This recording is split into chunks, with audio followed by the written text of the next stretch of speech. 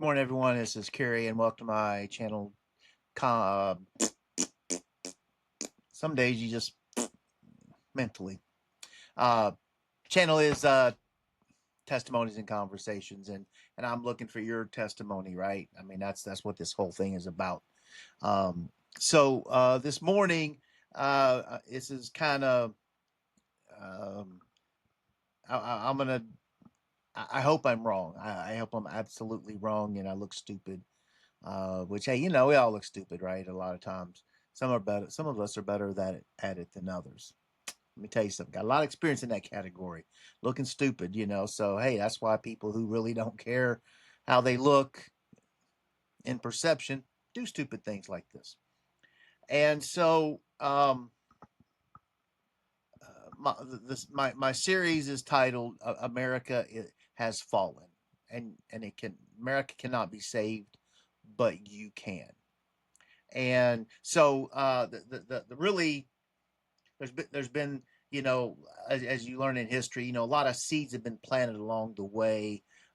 We've had along the way we've had little issues with our border, and I know the massive part gets put on Biden because it was just egregious, but there were seeds planted for the last I don't know how many years, and so every Muslim that can come to America and start growing a family, or and in a lot of cases, a lot of 4 or 5 wives just pumping out all the kids they can on welfare, and we're paying for the people. So here's a concept that I want you to think about. Okay, so if the fact that's true is that we have a large number of legal and illegal immigrants that are getting hit with this SNAP thing right now, and a lot of them are Muslim. Okay, so what I want you to really think about is that you are paying for the people to be here that want to take over and make you slaves and kill you. I want you to think about that for a minute. You are paying them every month to come and live in this country to suck up when you're going to work, and you get mad, and a lot of us have that. Oh, it's the Mexicans. No, it ain't the Mexicans. Now, I mean, I understand that there's, obviously there's going to be some in the mix, but the bad concept is that people, and I've always felt so torn in this until I actually sat down and started realizing that no, the people. Yes, we're inundated with people, a lot of people from south of the border, right? Um, that come here and they want to have a better life and stuff. But the revelation that I had here, um, a month and a half ago, something like that, 2 months. When you actually think about it, there's not going to say that we've had issues with illegals from Mexico, being criminals and stuff like that, but that's an accepted risk, I guess. And if you look at the percentage, I don't have a percentage of that, but I'm going to say that it's generally low, because most people, man, I got this neighbor next door to me. His name's Cruz. Dude's from Guatemala. I love his family, man. I mean, he's been my neighbor for 15 years. Salt of the earth, they go to church. They're just awesome people. Um, it's hard to understand him sometimes, he doesn't, his English is okay. His wife, it's not there, buddy. Let me tell you. But their kids, I know their 3 kids. Um, the youngest would watch our dog, and I seen her go through high school, college, married. Now she's working on her second kid, and she applied, got some scholarships. She did good. Went to Miami University here in Oxford, Ohio. Her and her husband, they're doing a good job in life. The other kids, his oldest boy, um, He's a fine young man. He's got a wife and I think two kids. I see him periodically, and then the daughter, um, her and her husband. They have twins like ours, and they're just the salt that they are just the nicest people that you say, I'd lay my life down defending them, right? And as you look out among the great aspects of our country, I can honestly say that for the most part, when you sit back and you just kind of dissect things, the Hispanic community, um, you know, they do what they're allowed to do. Let's say that, if they're taking over your neighborhood, well, it's because you know what, you got people that want to rent to them. I got houses all around here, and they don't rent to white people. They rent to Hispanics because they can charge more rent. They can get away with stuff, and so you have that whole area. But what I really believe is that this country has a misplaced perception of who the anger should be directed at.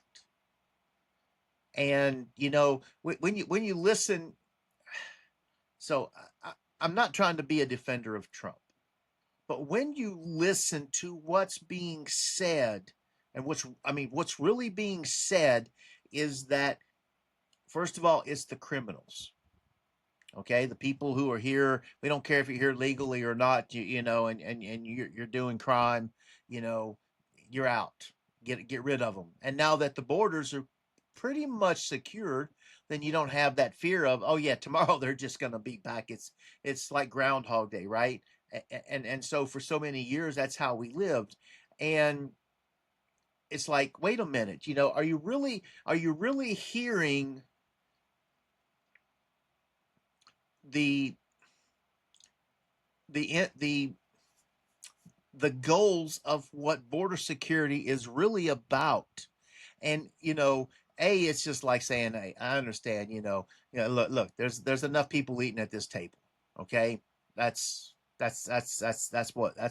number one. There's enough people. We need to control what we're doing in the United States, and it's not been happening very good. And then that goes for both Democrat and Republican, and even Donald Trump on his first round of being the president.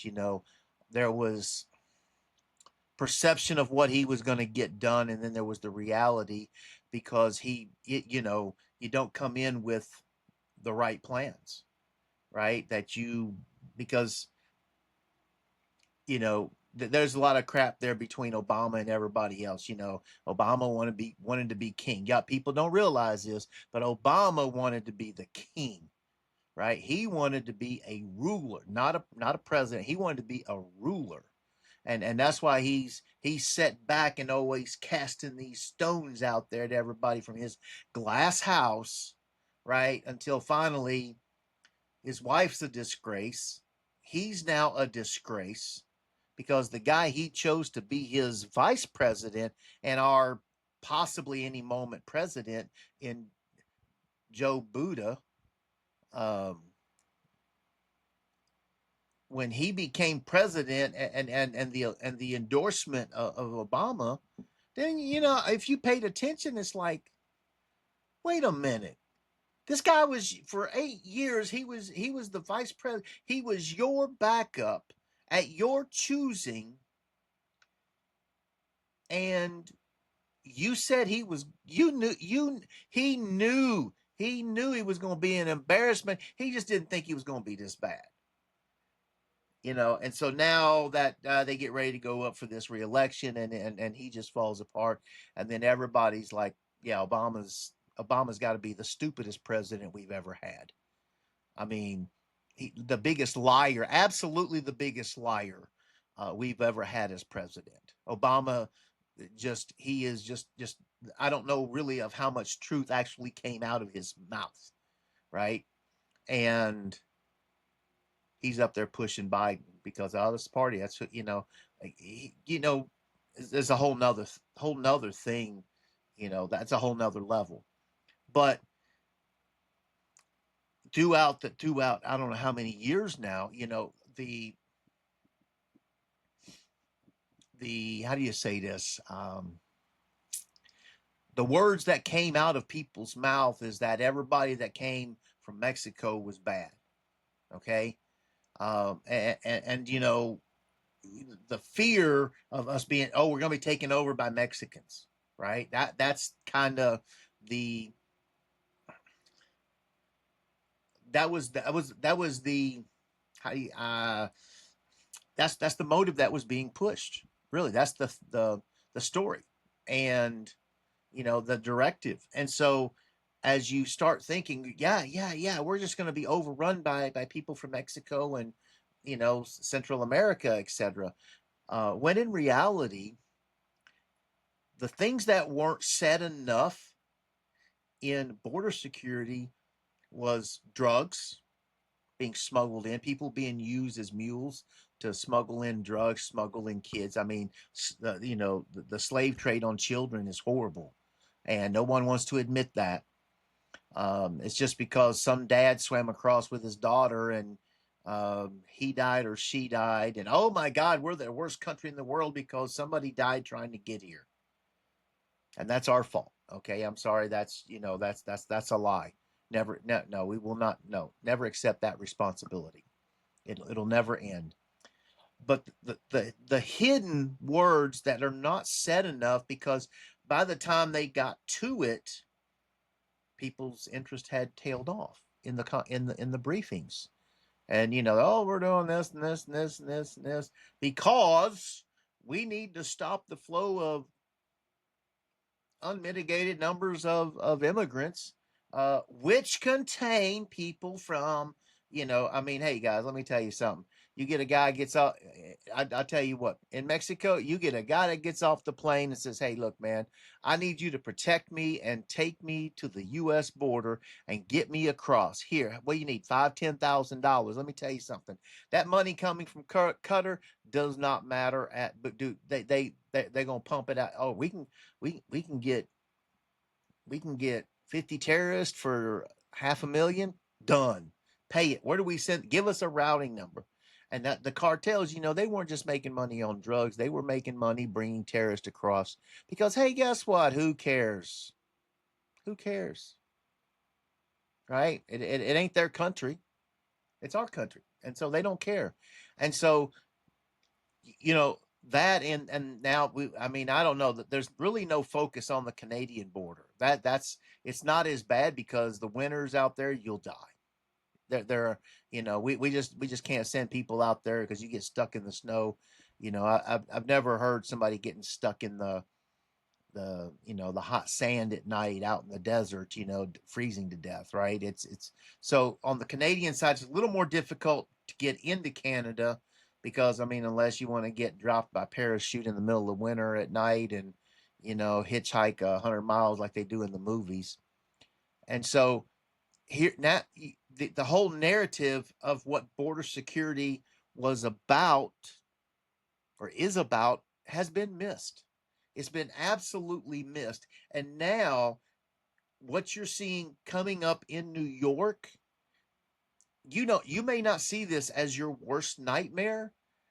It's your worst nightmare coming tomorrow. If this happens, let me tell you something. If this happens tomorrow, and the people who set back in New York and have the power to stop this choose not to, let me tell you something. you know, People think, oh, I'm going to go somewhere else. We've already got that starting in Europe, and we really need to keep an eye on that. But you can't. You can't. What are you going to do? Move out to the Grand Canyon? Start doing like the Native American Indians did out there and trying to go grow crops down there in the rock gravel? You and 50,000 million other people trying to escape. And then you're gonna realize, yeah, you know what? We're in a big hole out here, ain't we? Yep, we ain't got nowhere to run. Nope. And Canada ain't gonna take you all. You better think about that. Canada.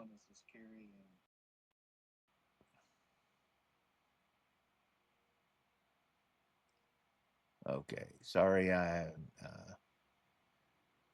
Hello.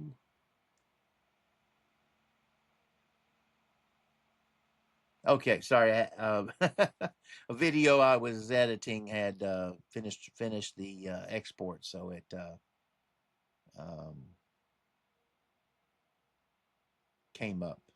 So um,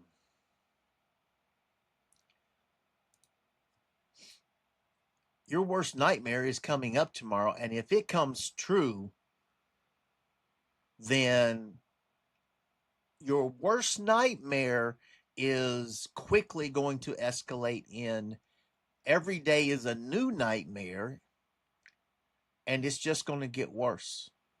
It's just going to get worse, and it'll be the nightmare that you have invited into your house, gave it a free room and board, fed it dinner every night, and then you wonder, there's several jokes, stories really, and they go that what was it, the frog was the scorpion found the frog and said, "Hey, can you swim me across the river?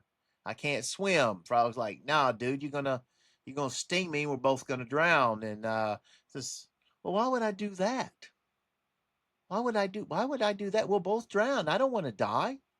And so, the finally after some smooths in there, and hey, man, them frog legs looking good, man. You working out? Hey, hey.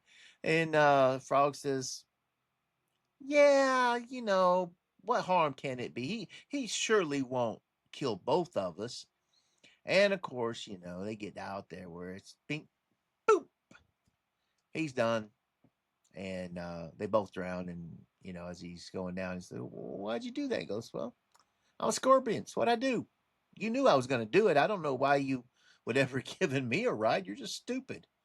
And when you look at this, they're sitting there going, "Why would you ever give me a ride when you know that I'm going to rob you? But hey, can you take me to that next corner?" That's what's happening right now in this country.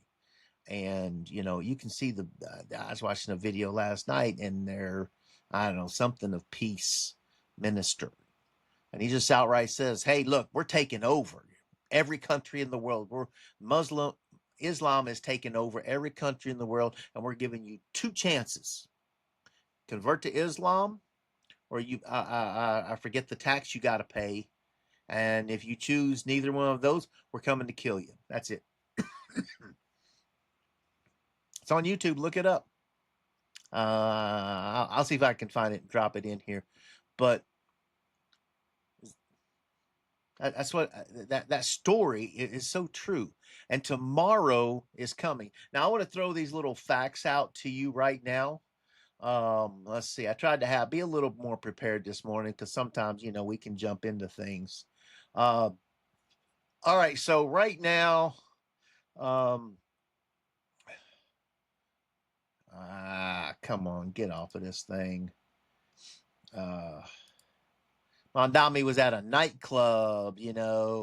Okay, so right now they've had more than 750,000, 735,000 voters doing early elections, which I'm sure that's going to creep up today. Um, so New York has over 8 million, and I didn't look to see how many were registered voters, but what they're expecting in this, oops, sorry, I'm not even, I'm sorry, I jumped way ahead on myself. Um, all right, here we go, right here. All right, so the election, they're expecting, they've got over, let's say 735, and this was at 9:30 this morning. I'm not, they got to, that's probably just up till yesterday, and today you're going to start seeing that increase. But okay, so here, New York's got 8.4 million as of last summer. I'm not sure if that's gone up or down. 2 years of growth. Okay. Um, and All right, here we go. Let's look at this for a second. They're expecting at least 1.9. Okay, they're expecting basically 2 million people to come out and vote out of 8. I man, half of the population is over 40. Now I understand there's some senior citizens that are not going to be able to get out and things like that, but they're expecting it to be closer. Um, so not the volume, and honestly, people just ain't scared, right? They're just not scared enough to actually get out and vote. And I'm not saying I'm going to scare you into voting for what's his name, Cuomo or Swaley, whatever Swahili is. I'm not saying that, but you should be scared. You should be scared, and it should get you out to vote. But honestly, it's not. And last night, um, they were playing a video from London, right? And the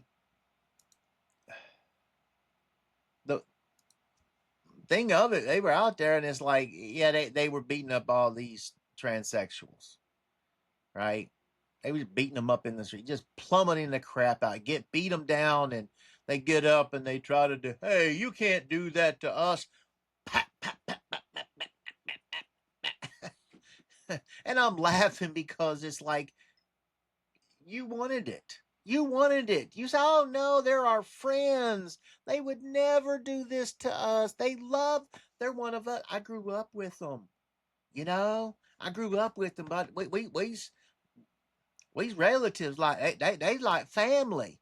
They like family, Y'all, we done broke bread and celebrated Christmas and everything else, and they would never ever turn on. They said they love me, they love me because God got, those people that they true religion, and then they don't.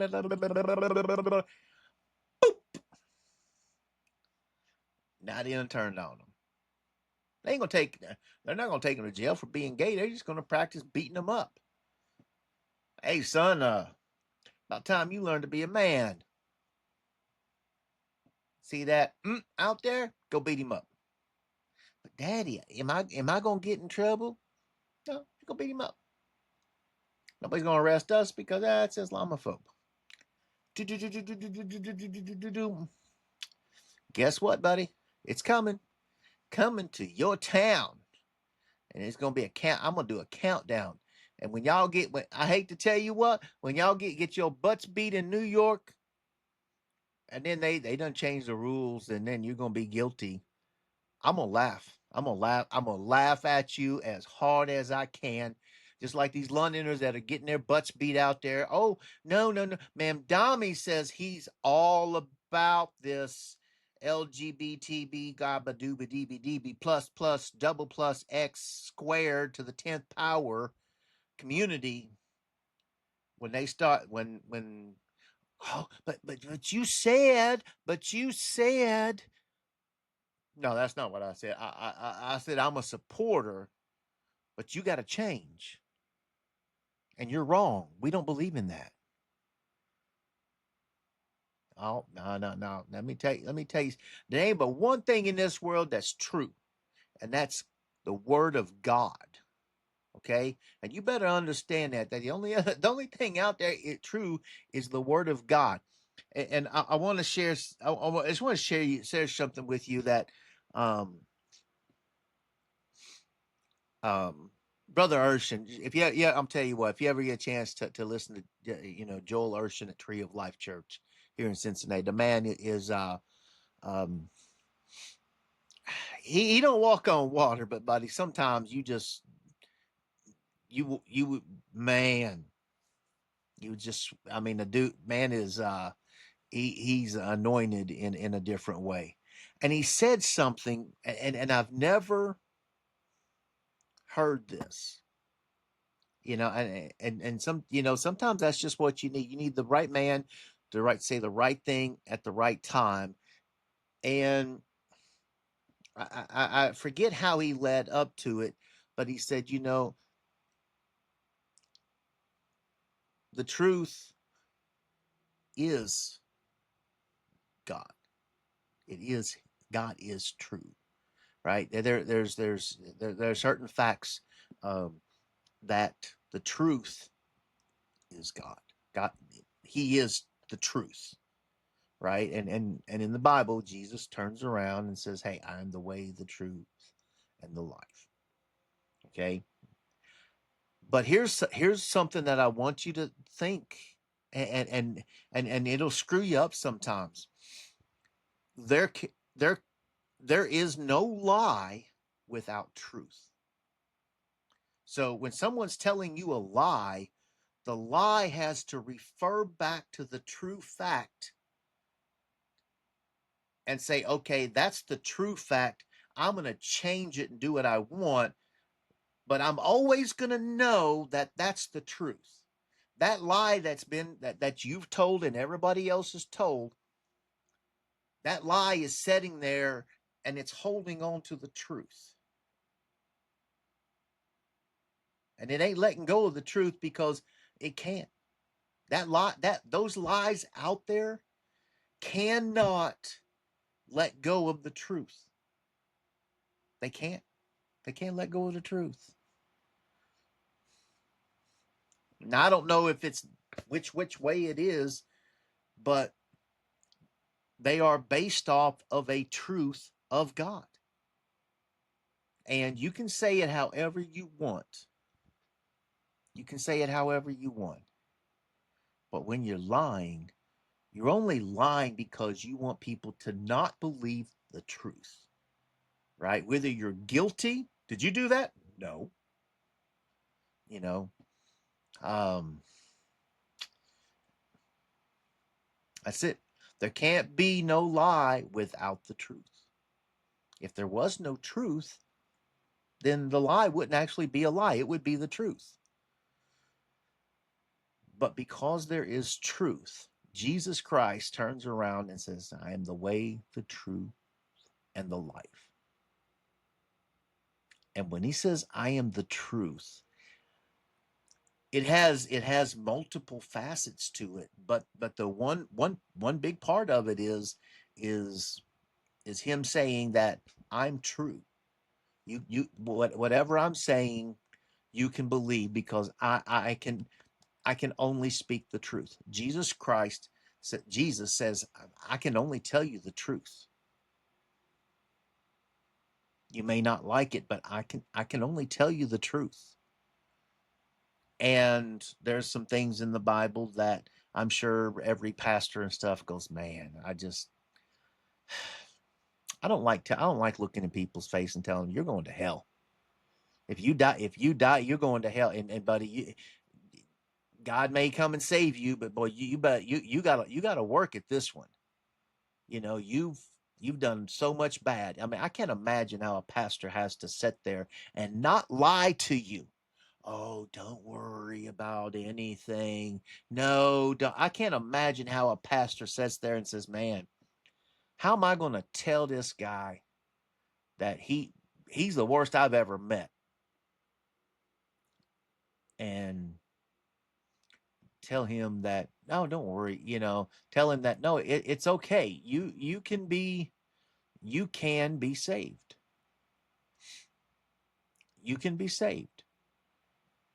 And try to convince that man that, hey, I want to come to church now, because that's a pastor's job. And a good pastor, I mean, some of them are like, dude, you're going to hell.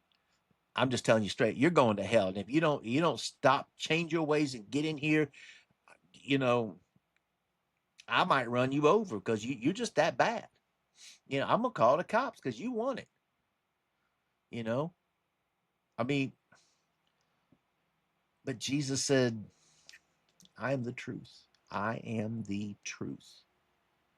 And so, in multiple ways, because it's one of them things in the Bible that it means it, and it means it It's not you just get to pick and choose. It means it in every way. He didn't leave no loopholes. Right. So that's something, if you look at the Muslim community, that is, if you look at the religion of Islam, and they openly tell you that, oh no, they tell everybody it's fine, that you can lie all you need to get into power in that new country. You can lie. Oh Lord, you can tell, you lie to their faces, oh, and be their friends and do it, and you can do, and then all you can do is say, Allah, please forgive me. I'm doing your work. I'm growing your religion by lying. And to me, that's just the first thing of like, yeah, that's all the falsehood. That is no religion. Sorry. Um, you're ah, you know, and Jesus, Jesus. I mean, come on now, look at Christianity, man. It's like, hey, you know what? You're going to get into a boxing match with, you know what? Um, let's say Joe Louis, because Joe Louis was probably one of the baddest boxers ever lived, or Mike Tyson in his heyday, and say, now, you can pick your choice of who you think is the best boxer, and we're going to send you in that boxing ring, and you got to fight them.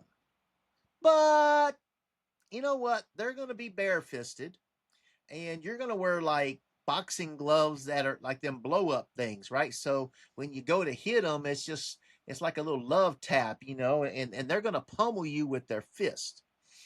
Oh, wait a minute. We're gonna put these little straps around, so the only thing you can't get out here, your arm's gonna be tied, so you can only do that when you're in close enough, and then it's like, if you ever seen that fight, and you got the two guys, and the one's out there, he just puts his hand on his head, and you can't get at him. That's kind of what Christianity's like, you know. And he says, wait a minute,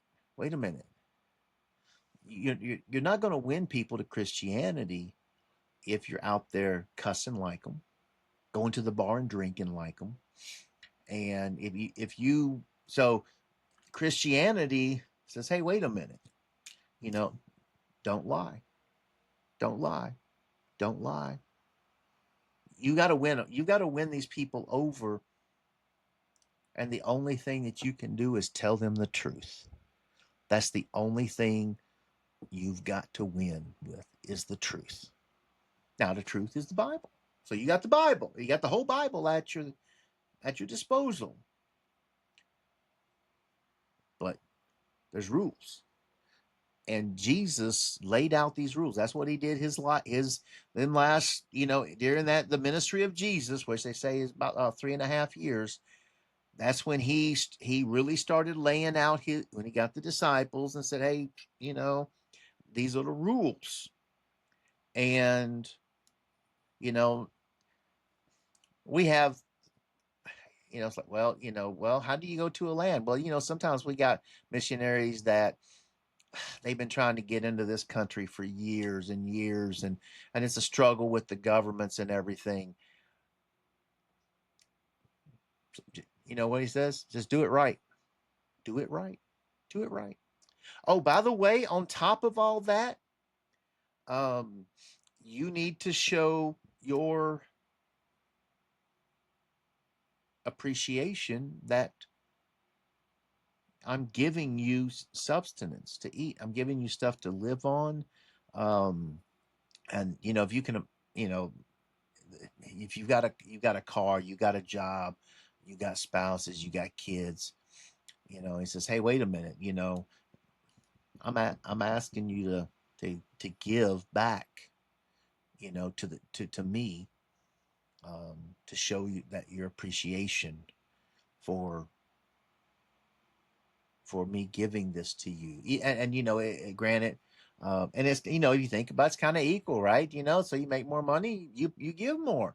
You make less, you give less. And sometimes you don't make no money. Some people ain't got nothing to give because they're living on handouts. It's not. It's very true.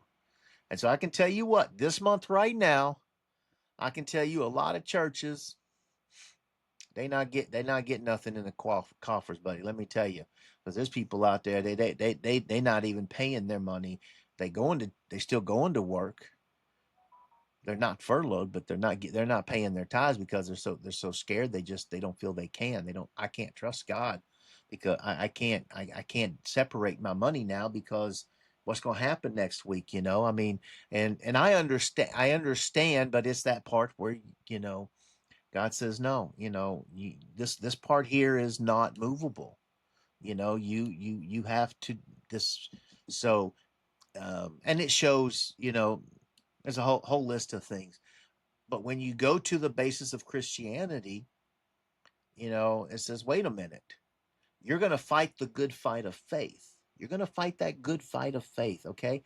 And you're going to do it in a manner that when the people are mad at you and they try to fight you and kill you, which is happening right now, that they can't, that they have nothing to stand on. When they face judgment, they're going to say, wait a minute, you killed some, wait a minute, what did they actually do to you? They would not bow down to our God over here, and he said we have to kill everybody that doesn't. So kill them all. They're infidels. And so they didn't physically come and hit you. No, they talked about Jesus. That was their crime. They talked about Jesus. Ah! Hey, we got people in this country that are not Muslim. And when you talk about Jesus, they ah what go Charlie Kirk had my God, he had them lined up and you know, and all they did is yell and scream and no, you're a hater, you hate this, and you're a murderer, and you know, we're accused of everything, and but Charlie Kirk came back and killed him with kindness. Just said, look, this is what the Bible says. And you know, I'm a confessor of I'm not the best Bible reader. I've been working. I've been doing so much better this year. Um, you know, and you know, answering back to people when they say those things. You know, every Christian out there should be more prepared than I am. Let me tell you something. So if you want to label me as the worst Christian that cannot defend the Bible properly, okay, sure. But I know I'm not alone, and I know that I have more Bible knowledge than a lot of people. But you know, understanding and defending it—that's two different things. You know, talking to someone about the goodness of God, but then having a debate or an argument. I mean, it happens. Um, you know, I would not be that guy you put out in the forefront. Okay, but the Bible says this is how you know you're going to go to them and say, look, let me share with you the word of God. Right, have you heard about Jesus? Right, have you been saved? Did you know if you die there's an eternity? Right, and if you choose that Jesus is your savior, then you'll go to heaven. If you choose, you don't even have to choose the devil. It is the default choice. There is only two options. And so when you look at the scope of Christianity and what God has written in the Bible, what is written, like, man, boy, could you make it any tougher? You know, could you make it any tougher? And then on top of that, the devil's corrupted some of these people. Kenneth Copeland, that man has reach man, he's got so many people out there hypnotized. And I bet he's got some really solid Christians underneath him. It's just they don't understand how they're being fooled, you know, and do they want to admit that there's so many different things. And when you've got these false prophets out there, it's even harder, you know, because I've heard about those guys, those charismatic people, you know, and all they're gonna do is buy airplanes and everything else. And it's like, no, it's not, you know. But guess what? Every day, You go to bed at night and it's like, oh man. You get up the next morning, you're like, you know what? Going at it again. Going at it again. I'm going at it again. You know, and see the same people at work. And hey, guys, and, as long as if the best thing you got is that they see that you're consistently Christian, you're consistent in the way you talk, the stories you tell, the jokes you tell. Because the Bible says, hey, don't be doing that. In fact, the now I don't understand, and there's when you get into a lot of this, there's a part in the Bible, and I, offhand I forget it, but you're going to be judged on the idle words that you say. It's part of your judgment is the idle words that you say, and basically, um, gossiping. I mean, there's and it's the aspects of how are people going to take you serious as a Christian because you've got two ways to get in to somebody's heart and head. You've got to get these two. If you can get into one of them, if you can get into somebody's head or heart about Jesus, you've pricked them. Boom, as my dad says, my heart was pricked. And if you can penetrate either one of them, maybe it's the sound of your voice. Maybe you just said the right sentence. Maybe um, I worked with two guys. I worked here in Cincinnati. I worked at used to be Bard Pharmaceuticals and Teva Pharmaceuticals. And I worked with two guys, and one guy's name was Rick Flowers. And I'm gonna rat him out here, buddy. Let me tell you, Rick Flowers and Rudy Russell. And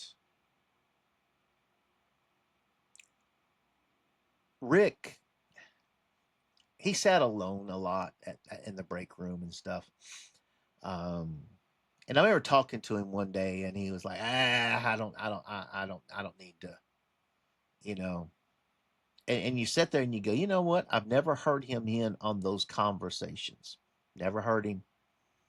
Never heard him. Mm-mm.